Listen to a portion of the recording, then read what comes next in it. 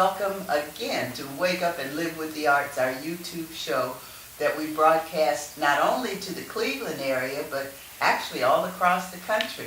And tonight we are delighted to introduce a playwright who you saw recently in another airing of the Wake Up and Live with the Arts show. And that special guest is Richard Asbury. I've been saying an emerging playwright, but he's rapidly getting to the point where he is a playwright becoming well known in the Cleveland area. Fall before last, in the fall of 16, he started with The Emperor of Lincoln Street, which received a lovely reading. And now he is about to introduce his newest staged production, actually it's still a reading, and that is called The Drums of Zanzibar, or is it Tues Zanzibar? Of Zanzibar. Okay. Of Zanzibar. Alrighty, so Richard, welcome again. Thank you. And this is another one of your creative projects where you have invented characters, a storyline, the whole 9 yards. Yes. And The Drums of Zanzibar, we're going to miss it with our video taping and editing, but tomorrow, I'm just going to share this with you, Richard will present, along with the cast, a reading hosted and supported by the Ensemble Theater over in Cleveland Heights. And hopefully we'll have him back on the show another time. He can tell us how successful that reading was. Hopefully. And then right now on Tuesday, which is where we are, he is sharing about the Drums of Zanzibar, and we're going to have a preview or a staged reading, if you will. Not one with movement or blocking, not one with wardrobe and with props, but just to give you an idea of the flavor of his newest creation. So Richard, tell us a little bit about Drums of Zanzibar before we start reading. Okay, Zanzibar, Drums of Zanzibar is a play set in 1978 in northern Michigan. The two main characters are husband and wife, both of them very successful young African Americans. The husband is a nuclear power engineer, Naval Academy grad, did 6 years in the academy, got picked up to work up in northern Michigan at one of the nuclear plants there. His wife is a successful marketing manager from a large marketing firm out of Chicago. Just the two of them, no children. And the play revolves around their drive for success and balancing their life between their job and their enjoyment. So that's the conflict in the play. And those are the two major characters that appear. Okay. Now, it's a surreal play, you will discover. And one of the objects of presenting it as a staged reading tomorrow in Cleveland Heights and here on our show at the beautiful Caramoo, well, it's going to be beautiful because it's under renovation, and Tony Sias, the CEO, allows us to tape our show here at Caramoo. So keep posted about all the progress and advances that are happening here with new construction, and the building should be beautiful in a few months. Okay, so Richard, you are going to set us off and explain. Let's go ahead and say who the characters are. Okay. Their names. Yes, and so the forth. two main characters are Cedric, Lane, and Leslie, husband and wife. And there's another character who will appear later who will announce himself. Okay.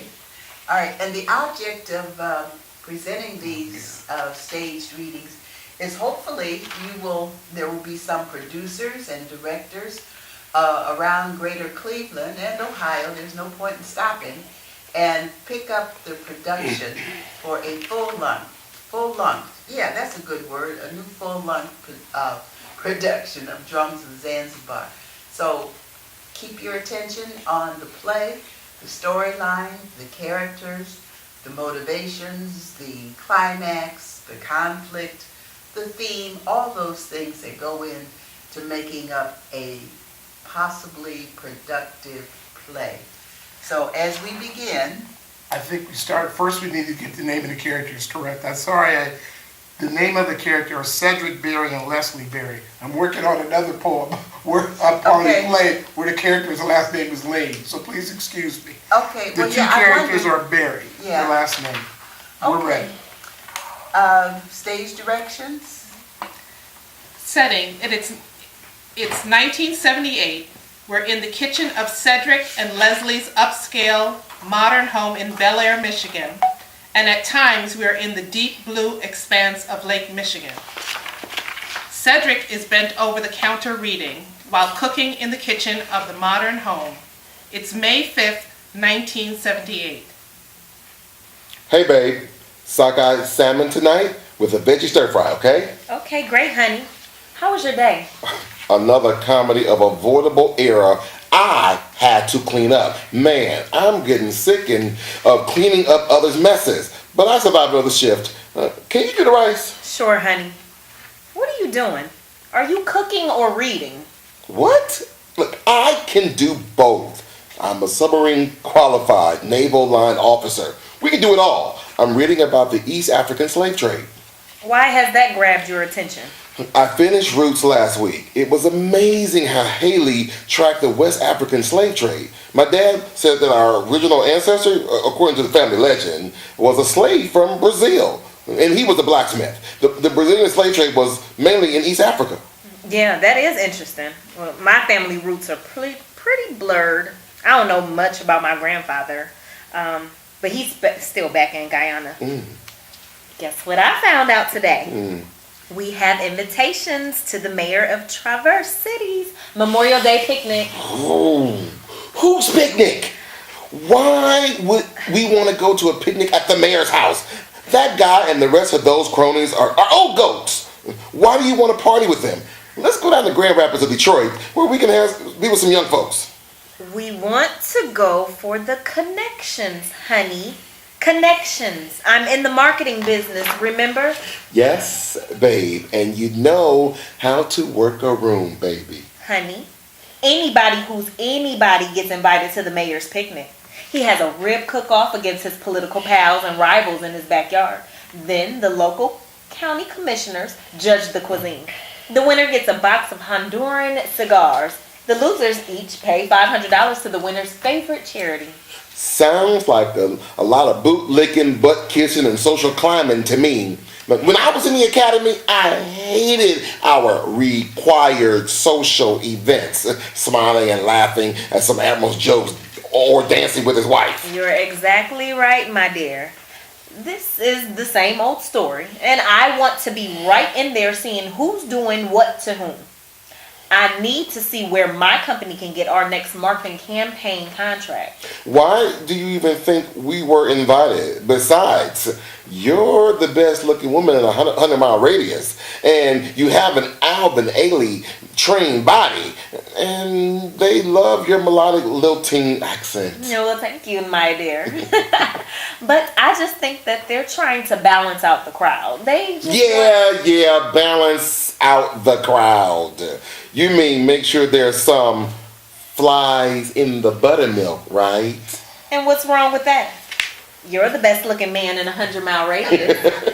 Okay, but I just get tired of them folks asking you where you from originally. When they detect a little of your Caribbean accent. Then you tell them, New York. They twist their faces and say, really? And then you say, Little Guyana, in New York City. Then they twist their face again and say, where's Guyana? Quit it. You're funny. Then comes the background questions. Oh, you're from New York City, so you attended NYU, of course. And you say, no, I went to Wellesley. And the shock that causes them to drop a low in their diaper. It's okay with me. It makes me memorable and... Then they asked me, were you on an athletic scholarship? No, I was only offered academic scholarships. So I chose to go to Indianapolis so I could get smart, get strong, see the world, and go to school for free. And then, one of them looked like a refugee from one of them local pork factories and says, have you had any trouble living up there in Bel Air? I say, what do you mean? Then he says, you know, you're the only one like you up there. I say, no, we have no trouble. We have nice neighbors. What I want to say, my Smith and Wesson are in our house to make sure we had no trouble. Like my daddy says, they may not respect you, but they will respect Mr. Smith and Mr. Wesson. Honey, they don't mean you any harm. It's just their limited backgrounds. It's just business. Seeing and being seen. That's what it's all about. We have It's to never fun at those things. I hate tokenism. You know that. We're always the only ones in the room. The whole spook that sat by the door syndrome. I'm not going to live like that. I have enough of that at the academy. Babe, look, I was going to take you sailing that weekend on the lake out to Manitou Islands. We could get away, cruise quietly out away from the rat race. We could... Cedric, my darling, I need to show up and see where my next project or two might be coming from. We've got all summer to sail. Anyway, you know being in that little boat of yours terrifies me. Please, I know you hate it, but meeting the right people and then helping them persuasively tell their lies is what I do. You know that. We'll leave as early as we can and come home and do some horizontal mambo, okay? Whew. And now, if that's what's for dessert that day, then sign me up. Come on, let's eat. It's now August 15th, 1978. They're in the kitchen. Both are leaving for work. Pass me the sugar, hon. How about some real sugar first? I hear some big wigs from your nuclear power agency are going to be here during Labor Day weekend. The mayor is entertaining them. You know that film with Jane Fonda, China something. It's causing quite a flurry. You mean China syndrome? Yeah, it makes my industry look bad. They've been on us since March, when that movie came out. And we've been drilling and drilling and drilling. Man, I'm burnt out. These civilians in these plants are too lax. It worries me. It's not like the Navy. These guys are sloppy, and it worries me a lot. Son, I know you're on top of it. I heard they're expecting an operational inspection soon. You'll pass your part of it, I'm sure. Yeah, I hope so. China syndrome. What crap? And that's why President Carter went out there to the 3 Mile Island. He's an old nuke sub man. He knows it's safe, if you're careful. I rode ballistic submarines for 6 years. It was safe as riding a bus. My spies tell me that there are going to be some shakeups out at your plant. Honey, you've got a stellar record out there. And it's time for you to move up or maybe get out of there to another plant. Yeah, maybe. It is time for me to get out of the nukes business completely. I'm getting sick of sloppy civilians and unions and bean counters monitoring our output. Hold on. We live too well to be changing careers right now. Cedric, my firm has been invited to the festivities at the mayor's again. This is an important hobnob for me. They want to hire my firm to smooth out the image of nuclear power here in Michigan. And they want to make people feel comfortable. You need to show up, baby. Flash that great smile and you can be... I ain't showing up for that crap. Memorial Day, you roped me into that charade. No, Turk and I have been planning a sail and die trip over Labor Day for months. You know that. We were going to sail out to South Manitou Island and do some wreck diving. September is the warmest the water gets up there, and I just... Okay. It's clear you don't want to go. I have to go to the party. Why do you spend so much time with Turk anyway? He's just a policeman. He's not even a sergeant. He's white. What makes him different? He doesn't Look, even know babe, how. look. I dive with him because he's a master diver and I'm not. Now, he's been diving this lake for almost 20 years and I haven't. The guy knows his stuff. Anyway, look, he's not white. He's Kurdish. I mean, Kurds are just like us in Turkey. He left Turkey because he saw how powerful people take care of themselves. He was an elite police vet over there. Then he comes here, applies for police work. They didn't recognize any of his past training. He had to go through it all again. He knows how it feels to be crapped on. Okay, honey. Okay. Why are you so hyped up about this trip? Because sailing and diving are ways of getting away from the white people second-guessing my every decision. Turk knows how it feels to be the other. He understands pressure just like me. Look, he seldom talks about his work and I seldom talk about mine. We just dive. No hidden agendas. We help each other relax. He's a great guy and I respect him. Okay. Well, you enjoy yourself and be careful. I'll keep my ears perked at the party to hear anything that might help you. Labor Day weekend, 1978. Early Saturday morning. Cedric is at a payphone. Sounds of a harbor are in the background. You paged me, Turk? You can't go today. Oh, you thought it was off. Why did you think that? What's that? My wife told your wife that I had an important party to go to and I might not be diving at all? What a crocker! Okay, man. Yeah. Sorry for the mix-up. Yeah, we're gonna reschedule for next weekend. Okay? Yeah, I'm going to sail out to the island just to get away. Take care, man. Damn, that woman! Later that morning, Saturday of Labor Day weekend, 1978. Cedric is at the tiller of his small sailboat.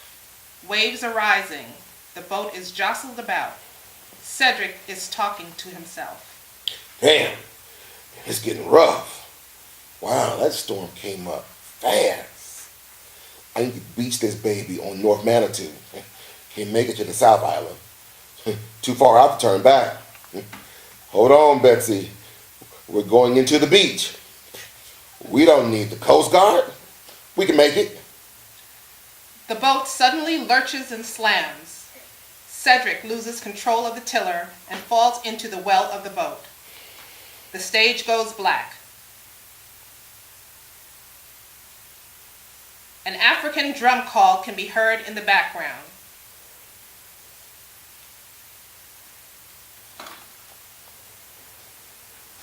Sorry. What the hell is that? What the hell is that? African people? Singing and dancing on the beach? Man, I got to be dreaming. Abaragani, Vumelukaka. Greetings, long-suffering brother. I don't understand. Kujere Huyu. Do you understand now, my friend? Wow. Yes. Yes, I do. Who are you? I am the Emir of Zanzibar. We've been expecting you. Come, let us eat, talk, and smoke the hookah. He puts his arm on Cedric's shoulder, and they walk into the darkness. 3 days later, the middle of Lake Michigan off the coast of the Manistee Forest near Muskegon. Sir, are you all right? Your wife called us on Saturday afternoon. We've been looking for you for 3 days. Are you all right? That's a long time to go without food and water. Let's get something in your belly. Then if you're all right, let's tow you back to the marina. What?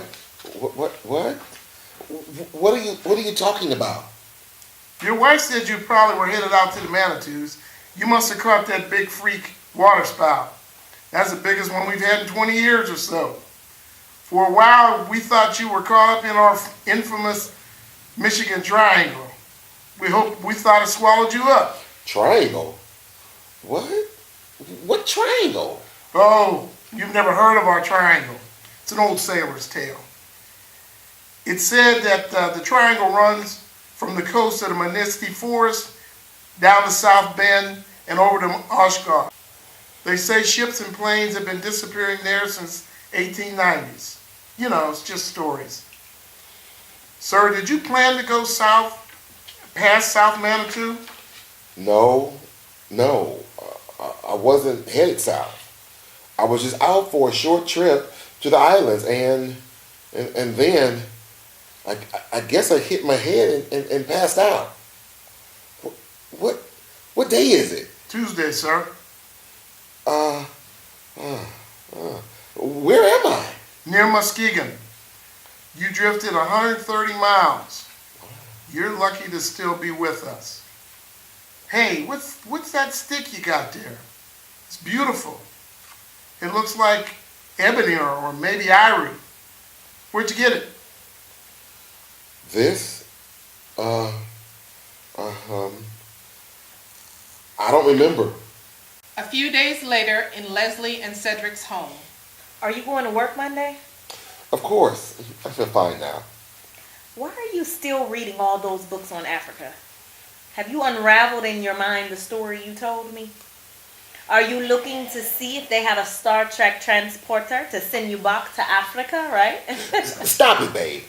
I'm telling you, it was real. I was dancing with the drums. The Amir and I spoke in navigating by the stars. And that swagger stick? I asked Rich over at the museum about it. He said it looked like 18th century East African ebony and horsehair. I don't have anything like that. Where'd it come from? Cedric, you've said it yourself many times. There are dozens of old wrecks at the bottom of Lake Michigan. It could have bubbled up in that storm you were in. Honey, I was distraught. I thought you were gone forever. I told you not to go sailing. Why did you go alone? If Turk is your buddy, he should have gone with you. Listen to me.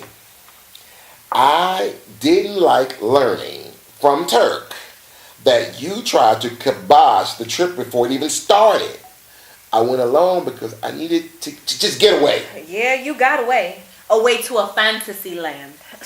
How do you think I feel going to these social events alone? Making excuses for you. Monday, go talk to a counselor. That bump on your head and those days you were missing has knocked a screw loose. I'll go, only if you go with me. I'm telling you, something did happen out there. That place haunts my dreams. Your dreams are about that place. They trouble me too.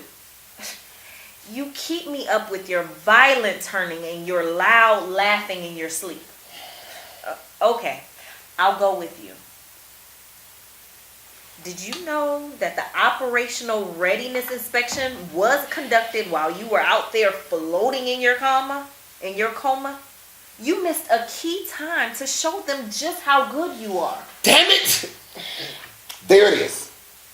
That ambition of yours, it owns you. It doesn't own me. Your ambition for me is getting in the way of my choices. Look, my life is not driven by your ambitions for what I should be doing on my job. The hell with that job. I'm going to live a full life.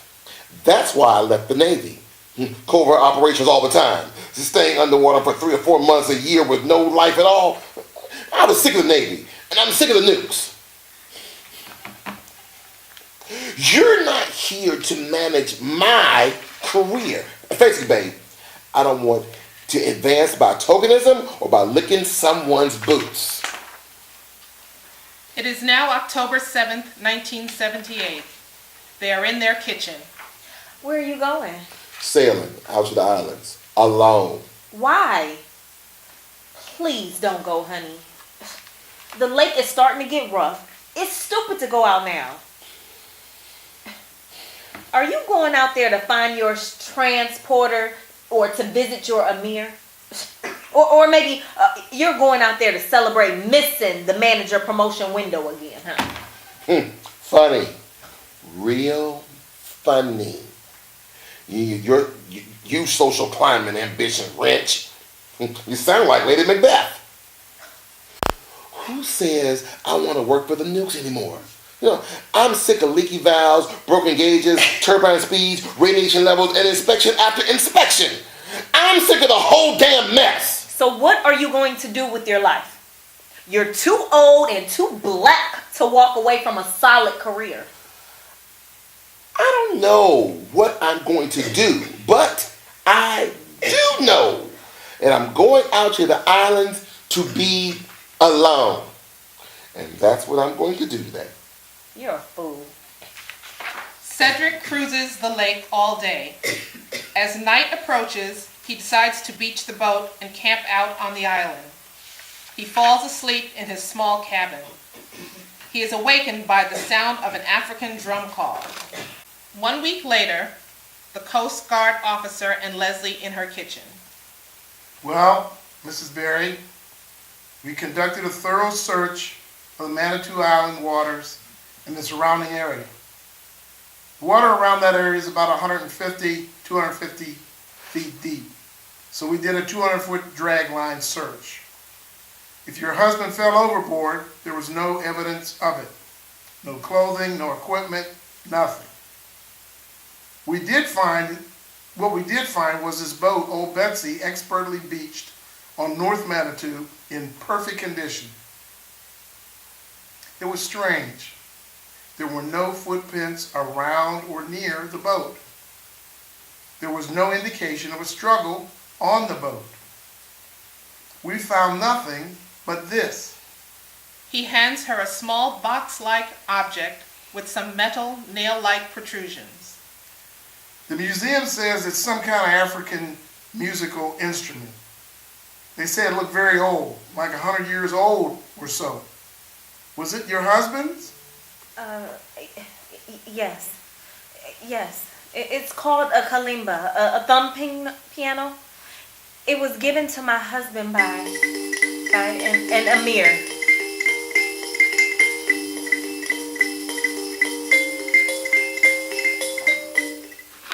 The end. Thank you. Let's give them a round of Very, Okay. very enjoyable. All right.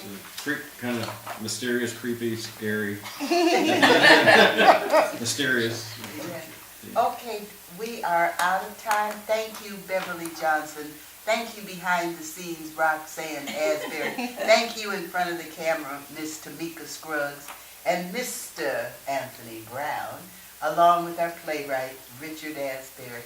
We invite you to please think about supporting his production so it comes to pass. And we look forward to hearing from you. Richard Asbury, do you give your phone number? It's 216-225-3429. The event is at the CLE Urban Winery at 2180 B as in Bravo, Lee Road. Okay, and we should have more examples of his creative work coming up in the near future. So thank you everybody for watching.